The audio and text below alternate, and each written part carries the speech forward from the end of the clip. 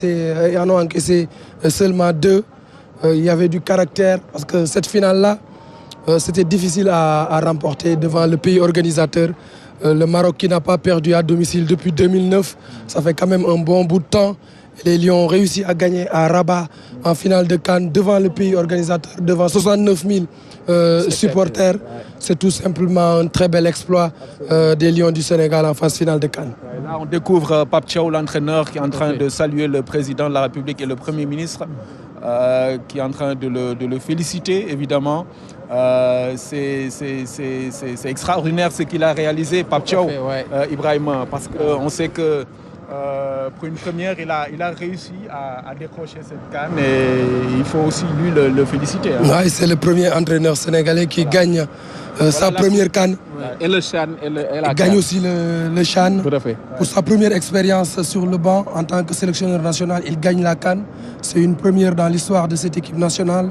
Il a été réactif comme entraîneur. Il a fait de bons choix. Il a su manager un groupe, ce qui est difficile pendant presque 40 jours. Et je crois que c'est un coach qui a un bon relationnel. Certains ne le voyaient pas au début aller jusqu'au bout. Mais ceux qui l'ont connu savent que c'est quelqu'un qui a fait ses diplômes tout en étant joueur déjà. Il a eu à faire beaucoup de diplômes. Il a eu de l'humilité. Il a eu le sens de l'écoute. Il a eu à faire les bons choix.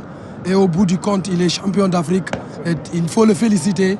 Et on est content de voir un fils du pays gagner encore une fois un trophée continental pour le Sénégal. Ibrahima, vous avez vu la coupe, hein? Tout à fait, waaw. Coupe bi moom macha allah Ibrahima au président de la République et au Premier ministre. Hein, waaw ñu koy présenté président de la République ak Premier ministre. Ils sont en train de saluer les joueurs bu nekk.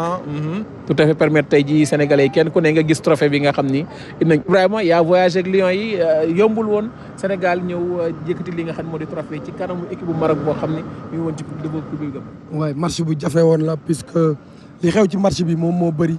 À 48 heures gis ngeen accueil bi gis ngeen problème mu terrain d'entraînement bi gis ngeen le jour du match même les intendants sénégalais bu ñu ñëwee avant le match dañ leen interdire ne leen doo leen dugg ce qui est incroyable mu am ay sabotage yoo xam ni amoon na supporters yi assez menaçant fees stade bi gis ngeen lu ñu def Edouard Mendy avec ses serviettes yi mu tegoon derrière les buts. Diri Yehvan Diouf, lui c'est un héros. C'est quelqu'un à féliciter. Absolument. Il s'est sacrifié pour l'équipe du Sénégal. Il a pris des risques. Gars yi mënoon nañ ko fa gaañ. Loolu day wane ni équipe du Sénégal bi am na solidarité. Mu am aussi ay faits de jeu yu am avant Krépin Diatta qui tombe malade subitement avant le Matar Sarr aussi. Pape Matar Sarr qui tombe en syncope à la mi-temps. Ousseynou Niang à l'échauffement. Ah, le voilà, Sadio Mané. Il a été le grand monsieur. Absolument, très classe. C'est lui qui a sauvé la finale. Absolument, il a sauvé la finale. Il a pris la vie de Mamadou Niang, d'Elhadji Diouf, de Claude Leroy. Absolument. Et après, il est allé rappeler les tous joueurs. ses coéquipiers. ñu ñëwaat ci vestiaire bi ñëw Edouard Mendy arrêté penalty bi.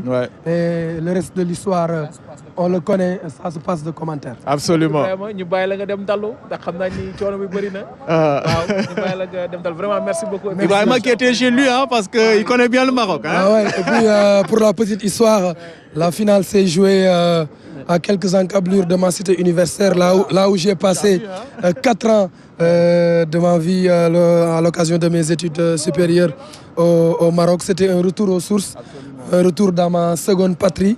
Et au bout du compte, je crois que la meilleure équipe a gagné. Et j'encourage l'équipe du Maroc à travailler pour aller chercher un titre à l'avenir. Parce que c'est une équipe qui a du talent. En tout cas, c'était une CAN très particulière pour moi de revenir à Rabat, de retourner à Rabat après 15 ans d'absence. Et ce n'était que du bonheur du début à la fin di sant yàlla bi nga xamee ni Sénégal jël na ndam li à Rabat en terre marocaine. Merci beaucoup. Merci beaucoup. Félicitations encore hein, et félicitations à toute l'équipe de la RTS qui était sur place. Voilà, Omar, donc les joueurs ñu ngi dafa am solo. Absolument. Joueur bu nekk nga ñëw saafonte ak président saafonte ak premier ministre. ak gouvernement bi bu ko defee it ñoom it ñu wax la ressenti bi nga xam ne am nañ ko. Parce que moment yi voilà Nicolas Jackson qui a aussi fait une belle CAN hein. Franchement Mamadou Seck aussi. Oui dafa nekk moment yu am solo parce que dina tax président de la République ku ci ne kenn par kenn Crépin, mu ndeysaan. nuyu la Crépin Diatta moom it ndeysaan. ci particulier Crépin. ndaxte Absolument. final bi nga xam bi ñu koy ñàkk. bi ñu koy jël. 2021 joué wu ko. waaw dafa fekkoon mu blessé ba ñëwul. absolument bii mu ñëw joué wane njàmbarte ba ñëw ba final mu feebar. absolument mu lay wan tamit way terewul. mais bokk na ci daanaka ñi ko voilà jël na waaw, coupe mu d'Afrique te nekk- loolu moo am solo. mu lay wan ni Pape Thiaw li mu wax ni 28 jours laa yor. Ouais. kenn ku ne mën nga remplacer morom. El Hadji Ousseynou Diouf lui aussi très déterminant. Il est toujours là, un double ballon d'or, aussi un lion qui est resté avec ses jeunes frères pour les encourager, pour les pousser. Ibrahima a raconté tout à l'heure l'histoire avec Sadio, il a staff médical bi encouragé, oui, le staff médical, oui. Tony Silva, l'ancien gardien. Ouais. Il y a aussi un lion.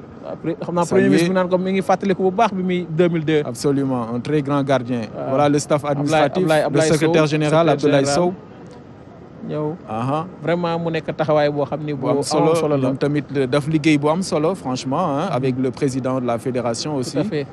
Abdoulaye Fall qui est aussi à sa première participation. Babacar Ndiaye président ouais. Ligue football professionnel. Absolument ouais.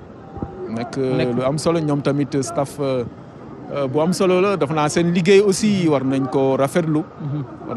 Parce que ñoom daanaka c'est notre confrère là. Bakary Cissé c'est le président de la commission. mooy président communication mooy président tamit ligue. bu Ziguinchor effectivement. Ouais.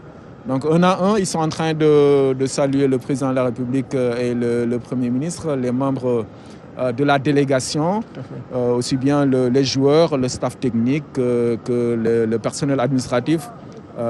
ñoom ñëpp daanaka ils ont eu tous le mérite de porter l'équipe nationale. Cheikh Seck, l'ancien gardien de but, lui aussi vice-président, qui est en train de saluer les autorités.